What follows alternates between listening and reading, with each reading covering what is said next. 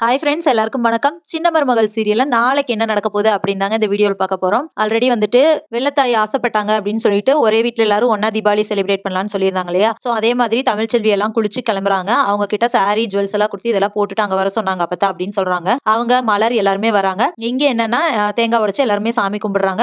இப்ப எல்லாருக்குமே திண்ணீர் வச்சு விடுறாங்க. அப்ப தமிழ்ச்செல்வி அண்ட் மலர் அப்புறம் தமிழ்ச்செல்வியோட தங்கச்சி 3 பேரும் வந்து நிக்கிறாங்க. நீங்க மட்டும் ஏன்டி அங்க வந்து நிக்கிறீங்க? வாங்கடி வந்து ஆசீர்வாதம் வாங்க அப்படின்னு சொல்லிட்டு அப்பத்தா கூப்பிடுறாங்க. அதுக்கப்புறமா எல்லாருமே போய் ஆசீர்வாதம் வாங்குறாங்க.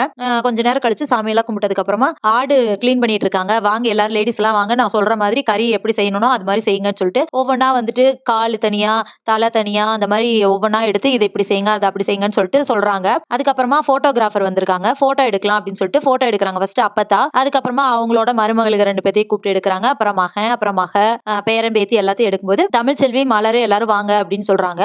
இப்ப ஈஸ்வரி வந்துட்டு தமிழ்ச்செல்வி கூட பரவாயில்ல, மலர்ல எது கூப்பிடுறீங்க அப்படின்னு சொல்லி சத்தம் போடுறாங்க. இன்னைக்கு ஒரு நாளைக்கு நீ வாயை மட்டும் பேசாம இரு அப்படின்னு சொல்லிட்டு அப்புறம் அவங்களே நிக்க வச்சிருக்காங்க. அதுக்கப்புறமா எல்லாருமே பேரா எடுக்கணும் அப்படின்னு சொல்லிட்டு தமிழ்ச்செல்வியும் சேதுவையும் ஒண்ணா நிக்க வச்சு போட்டோ எடுக்கிறாங்க. அதே மாதிரி ஒவ்வொரு ஃபேமிலியும் பேரா எடுக்கிறாங்க. போட்டோ எடுத்து முடிச்சதுக்கு அப்புறமா எல்லா ஃபேமிலி போட்டோ எடுத்துட்டு சரி இதுக்கப்புறம் என்ன செய்யலாம் அப்படின்னு சொல்லி கேட்கும்போது நம்ம படம் பார்க்க போலாம் அப்படின்னு சொல்றாங்க.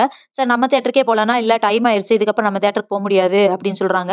சரி என்னதான் செய்யலாம் அப்படின்னு சொல்லி கேட்டுட்டு இருக்கும்போது சேது சொல்றாரு, இப்ப என்ன தியேட்டருக்கு தானே போக முடியாது, நம்ம வீட்டையே தியேட்டர் ஆக்கிடலாம் அப்படின்னு சொல்லிட்டு ஸ்கிரீன் எல்லாம் கட்டி படம் பார்க்கலாம் அப்படின்னு சொல்லி பிளான் பண்ணி இது பண்றாங்க.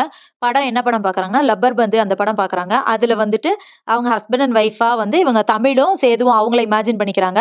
அவங்க 2 பேரும் பிரிஞ்சு இருக்கிறது, அதுக்கப்புறம் வந்ததுக்கு அப்புறம் பேசுறது அதெல்லாம் பார்த்துட்டு இவரும் அதே மாதிரி இமேஜின் பண்ணிக்கிறாரு. இந்த தமிழ்ச்செல்வி அப்படிதான் பண்றாங்க. இதுக்கப்புறம் ஃபீல் பண்றாங்க, நம்மளும் இப்படிதான் பிரிஞ்சிருந்தா கஷ்டப்படுறோம் அப்படிங்கிற மாதிரி ஃபீல் பண்றாங்க. அதுக்கப்புறமா வந்துட்டு சாப்பாடுலாம் ரெடி ஆயிருது. எல்லாருமே உட்காந்து சாப்பிடுறாங்க.